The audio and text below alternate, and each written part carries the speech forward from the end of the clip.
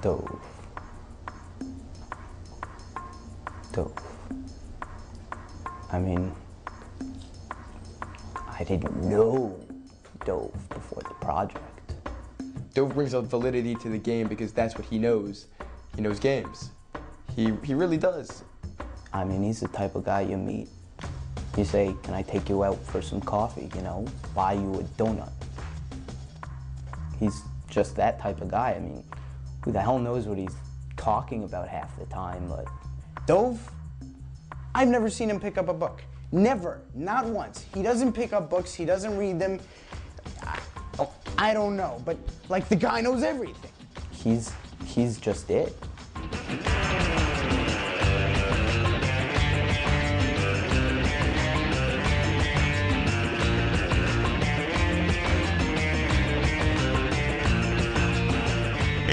Years ago, the Jewish people mourned the death of Rabbi Moses Maimonides, the illustrious Rambam.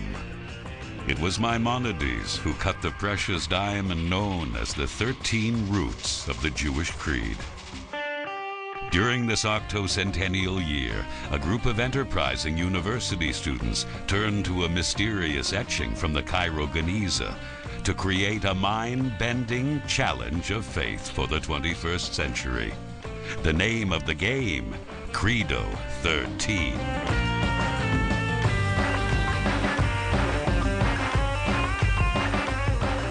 Welcome to Credo 13. I'm Michael Kegel. The seventh root belief of the Maimonidean Creed is that Moses was, and is the greatest of all the prophets, and possibly greater than that even.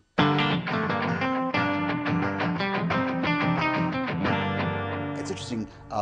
German Jews of the 19th and early 20th centuries used to refer to themselves, and I'm not saying this is Maimonides, as German citizens of the Mosaic faith. Well, for Maimonides, Judaism is the Mosaic faith. The Torah says that no prophet like Moses has arisen, which Maimonides understands to mean not just has arisen in the past, but will ever arise. The greatest prophet of all prophets before him, and subsequent and later on all the time. It's right at the end of the Torah. No prophet will ever arise as great as Moses. And the reason this is very, very important is because, over the course of history, there was always this question of subsequent prophets coming to undermine the prophetic message of earlier prophets. If you have a greater prophet than Moses, then a greater prophet can come and give a new Torah. If Moses was simply a prophet, so it's possible for another prophet to come by and say, okay, from now on, we're to do A. I know Moses said to do B, but now we're doing A. The fact that Moses is the greatest prophet means that if someone else comes and says that I received a prophecy, well, if someone comes and says I received a prophecy, now we no longer have to keep Shabbos or keep it on the 8th day, he's not to be accepted automatically. And even if he comes and says, I'm greater than Moses, in which case you might think you should listen to him, he can't be listened to because it's a matter of basic belief set down by Maimonides that no one can ever be greater than Moses. But that, of course, is a direct influence of the claims of Islam, where the prophet is not Moses, but is Muhammad. In the Islamic world, they were hearing how Muhammad was such a great prophet. Muhammad, Jews might be led to think, well, yeah, Moses was a great prophet, Muhammad's a greater prophet, let's go to Islam. To be a Muslim means to deny the perfection of Mosaic prophecy, to deny the perfection of the Torah as the revelation of all revelations. Or even Christianity, if they didn't want to accept the notion of Jesus as God, perhaps Jesus was a greater prophet. So, for example, as Moses brought the Torah to the Jewish people, and Moses clearly taught that the Torah is eternal. And Jesus came and asserted that the laws were to be suspended. Christians got to regard Christianity as an improvement on Judaism. If it's not an improvement on Judaism, so why not become a Jew? Now, the question is this. Is it now a contest between Moses and Jesus? Who is the greater prophet? If you want to make a claim upon me, that is, you're a Christian and you say to me, well, you should convert to Christianity, then I have to show you that Christianity, which came out of Judaism, was not an improvement upon Judaism, but was a dilution of Judaism. So what is going to be it's a contest between Moses and Jesus. Who can do a greater miracle? So Moses splits the Red Sea, and Jesus walks on water. We have a contest. Hardly seems to be the right way to settle this dispute. However, if he's more than just another prophet, if he's the prophet of all time, and therefore his word is unchallenged. His word can never be challenged. His word cannot be contested. And he's truly the agent of HaKadosh Baruch Hu Hashem. So it makes his leadership more robust. So Maimonides has to establish the fact that Moshe is different because his prophecy is qualitatively different. Maimonides lays down the principle that Moses is a category unto himself. Well, it's not just that Moshe is quantity, had a little bit more prophetic power, he had to be qualitative different, and that's what's presented in the Talmud as the concept of explicoria me'ira, that every other prophet had a sort of cloudy or lens. It's like seeing through not through a glass per se, but opaque. You know, they didn't see things as clearly as Moses. Moshe had a perfect lens. It was unequaled in its clarity. It was unequaled in its precision. He saw things clearer than other prophets. Moshe and Rabbeinu had this vision, had this clarity, had this teaching of Hashem through his nevuah. Nevuah, his level of prophetic experience, was beyond that of any other prophet. And Moses' prophecy, whatever he wanted to have prophecy, he had prophecy. Moses was a prophet whoever he wanted. And they had to only times when they were sleeping, and they could only when God chose to give them prophecy, they had prophecy. When Moses could just ask for prophecy, and he would have prophecy. And that's a profound distinction. Isaiah, the prophet, couldn't do that. None of the prophets could just have a prophecy. They would have to wait for Hashem to give them the prophecy. And therefore he is Av L'Nevim. Avia Nevi'im. The father of all prophets. The father of prophets. The father of the prophets. The teacher of all. The prophet of all prophets. Moshe Rabbeinu's nevuah was all comprehensive. His prophecy is of a clarity. His prophecy is of a precision.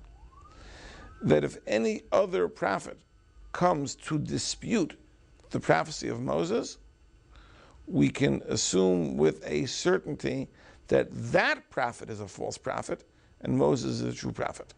That is the principle, though, that Moses' prophecy will never be superseded.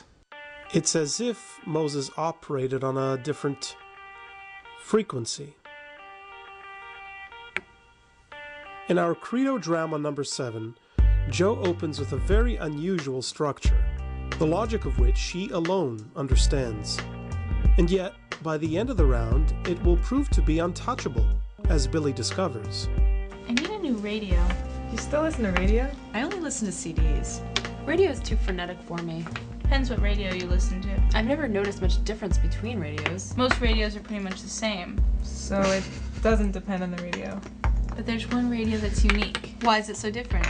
It works on a different frequency. A totally different frequency? Once you hear the sound quality on this radio... I don't listen to radio. I only listen to CDs. This is better than CDs. How can it be better than CD? I'm telling you, this is a unique radio. A different frequency? Completely different. Credo. How does a 12th century creed become a challenge of faith for the 21st century? This is Credo 13. The seventh principle of Maimonides' creed. The prophecy of Moses is unique. This belief that Moses is totally unique in his prophetic message really is the principle which places the Torah on firm footing for all eternity. Moses is the recipient of the revelation of the Torah. The written Torah, the 5 books of Moses, being the ultimate divine communication, Face to face, God spoke to Moses. Pel per bow, I speak to mouth, I see him face to face. Moses, he says in the next principle, was told word for word what he was to say, what was to go, whereas the other prophets formulated in their own language. Moshe is simply writing down what he's told rather than, so to speak, repeating the material in his own accent. Because a lot of his prophecy was about the definition of Torah, and the subsequent prophecies was about the reinforcement of observance of Torah, not so much the definition of Torah. So the superiority of Moses' prophecy lies in the superiority of the 5 books of Moses in terms of clarity of revelation to all later documents. In that way that he was able to transmit Torah through his prophecy, as opposed to everyone else who was just telling us predictions and that we have to be obedient to Hashem's word and giving us moral inspiration to inspire to be high level of morality, high level of ethics. Moshe was telling us specifically what the sins and what are the mitzvahs through the level of prophecy that he had. Which means that Shoftim, Shmuel, Yeshaya, Eov, all these books that some of us make a living teaching and studying really are contingent. Were it not for certain historical circumstances, we wouldn't need it. The idea of God coming to Har Sinai and opening up a relationship with the people, addressing the people, that would be needed whether or not there were sinners. So that is the essence of the revelation at Har Sinai. The Torah at Sinai is to have effect through the generations. So what are the factors that necessitate this event having eternal significance? So it must be that there cannot be any other subsequent event that is the same. The revelation of all revelations is the Torah Moshe, the Mosaic Torah, the Torah given to Moses. Moshe's prophecy was a completely different nature, and therefore that prophecy will last forever. If we don't believe that, then we have no real manual of life anymore. Is there a sense in which Moses and the Torah are one and the same thing? Imagine a radio station which always plays the right song without there even being a DJ to choose that song. Think about it. So what kind of songs does this radio play? Just the best. By whose standards? When I was a kid, I wanted to be a DJ. This radio doesn't use DJs. How's that possible? It's just between the radio and the sound waves. That's weird. My best friend's a DJ. For what station? I'm not sure. Is she good? She's really good at matching the right song to the right mood. This radio does that automatically. I don't get it. Is it a radio or a radio station? I told you, it's both. This radio works on a unique frequency. No other radio can pick it up. Where did you see this advertised? Yeah, it sounds really suspicious. It's all over. This radio is popular? It transmits music like nothing you've ever heard before. Well, why haven't I heard of it? This ad campaign is very humble. But they could be making a killing. I think they feel the radio's attributes will speak for themselves. Clear? All right, let's try another metaphor. If you cut the grass for a living... Why would you do that? Something just opened up. In the competitive landscaping industry? There's an opportunity. Jump on it. If you're cutting the grass for a living... If you call that living. And someone hires the company you work for... Is this a math question? I'm not doing any math. I'm just wondering. Yes? If you're cutting the grass... Which is what you do for a living? Right. If you're cutting the grass... Because someone hired the company you work for. But who do you work for? Right, because you were hired by the company. Which means you work for them. But you're doing a service for the person. Which means you work for him. So who do you work for? That's what I'm asking. Whom does Moses work for? God? The Jews? And how much does he make an hour? In writing down the Torah, Moshe's role is, when we use the word passive, he is the agent. The agent through which Torah was given, delivered to the Jewish people through God. The agent, if you will, to bring the Torah to mankind. He's the locus of revelation. It comes through him. God speaks as opposed to the prophet speaking. What that means, I can't tell you. He's not the spokesman of God, but the agent. Moses is the double agent. He's appointed by God, he's sent by God, but then his original mission is to get the people to Mount Sinai, And basically, it's like the ladder to get them, then we kick away the ladder, then everybody will become prophets. Remember Moses' old word that all the people, Mi'ten kol ha'am Hashem neviim, ki yiten Hashem et rucho aleim, that God would place His Spirit in all the people. Of course, the people hear, at least according to some of the rabbis, 2 of the 10 Commandments. God's voice is heard by the Jewish people in the case of the first 2 commandments. This is where God is speaking directly to the people. They can't take it. They're scared out of their wits, so they tell Moses, all right, so now they appoint Moses as their agent. So Judaism becomes localized in Mosaic prophecy, which is the Torah.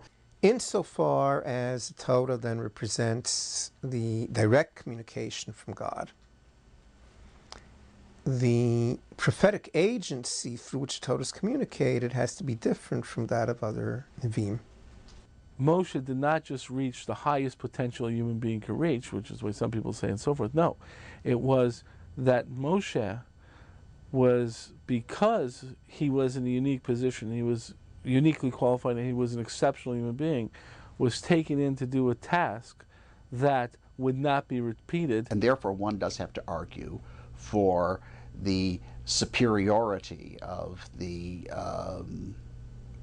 prophecy of Moses, because Moses is in place of the Jewish people and is there with them and for them and to them, and I think that is the question, not so much the personality of Moses. I had no doubt that Moshe was a great person and was deserving of being in the exalted position he was. But the thing I'm trying to say is that when someone grows and someone develops within Torah, there's a goal. There's an objective that he's attempting to reach, and what occurred along this objective to reach was that God said, "Wait a second.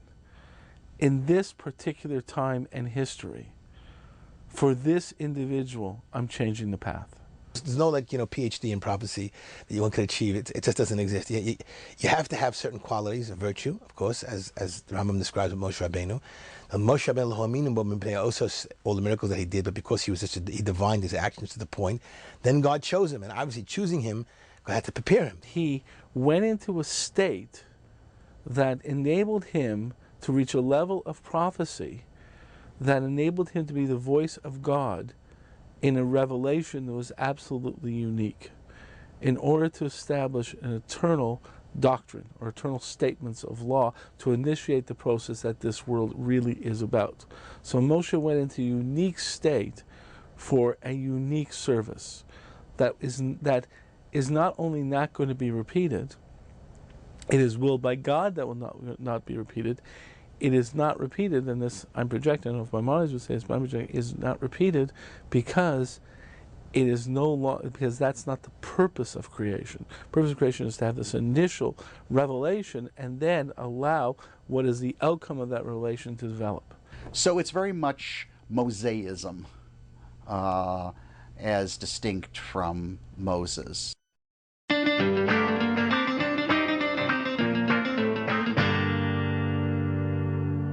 Joe is still playing idiosyncratically, but it seems to be working.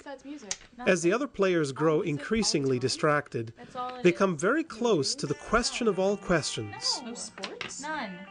What would the world look like today if Wayne Gretzky had taken up figure skating as a child? What's with guys in spectator sports? They like it so much, why don't they play? I know. Figure skating's different. Yeah, Figure skating's more of an art than a sport. It has a certain grace about it. Not like baseball, which is so awkward. And all these basketball players are treated like adults. I've always wondered about professional athletes. Basically, the best man has to offer. Physically, at least. But what do you think they'd be doing If they weren't playing sports? Yeah, I mean, do you think they'd just be wasting away? I mean, like, would they be useless or average? Or would they excel at some other task? Like farming. Or carpentry. Or figure skating? They'd probably be good at figure skating. Instead, they're wasting their playing lives. sports when they could be figure skating. Credo. Nice. There is no doubt that Moshe is a great man. For Maimonides, Moses was the most perfect being. There's no doubt about that. Is he a superhuman figure? There's no doubt about the fact that Moshe is a model in many ways. I wouldn't use the term superhuman, really. It's just that he is able to reach the ultimate level, the highest level, the clearest vision of a human. There's no doubt that that there's an aspect of aspiring to be like Moshe. In terms of attempting to develop and grow like Moshe did. The question is, what's the final end product? At the moment we accept that Moses was the teacher of Klal Yisrael and the agent through which Torah was given, delivered to the Jewish people through God, his role as the leader of the Jewish people, and therefore, the subsequent therefore is the role model. And there's a certain amount of debate on this. I'll give you an example of what I mean by this. When you think of the ideal that you want to be as a human being, who is the model you will choose? So you would think that the first model you'll choose is Moshe. Say, I want to be the greatest prophet. I want to be like Moshe. Because Moses is the most exalted human being, the only prophet. No prophet was like him. Rarely is Moshe really presented in that way, even though Maimonides actually does use Moshe in that regard as greatness like Moshe. But the fact is that usually the figures that are much more presented as models are Avraham Avinu, Avraham our forefather, Yaakov Avinu, Jacob our forefather, or David HaMelech, or King David. There's a profound difference between the prophecy of Moses and the prophecy of the patriarchs, even forget about, and subsequently the other prophets as well. And one of the clearest examples is in the case of celibacy, where Moshe ultimately reaches a level where he becomes fully celibate, where he totally separates from his wife. And then you have a raging debate. Is that really the idea? The only idea, the reason that Judaism does not advocate celibacy is because it really doesn't believe everyone can be on the level of Moshe, so don't try to do something you can't do because it'll just cloud your mind and cause you tremendous grief and you'll miss the major point? Or is it that Moshe is celibate because he had a task that was absolutely unique and therefore not to be a model for anyone else? And that is why it is important to emphasize that the Nevuah of Moshe is inherently different from that of other Nevi'im. To understand God's will in this world and what his objective is in this world, he only wanted a revelation sign at one particular point in history. Therefore, what Moshe did was unique to that point in history. He's not the model for us today. He's the locus of revelation. It comes through him. He's the one who brings it. But it could have been anyone then. I mean, is there nothing? Well, maybe it could be anyone, but it was Moses.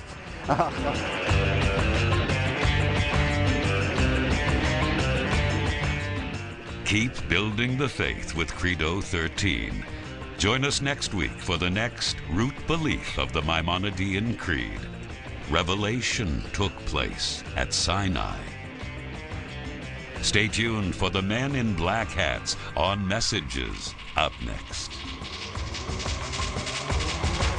I expect some difference, from console to console, but, you tell me how Luigi grew 5 inches, from Mario 1 to Mario 2. It just doesn't make any sense. In the first one, he's a dead ringer for his brother. And then by the second one, he's shopping at the big and tall store. Does that make, does that, because, doesn't make any sense.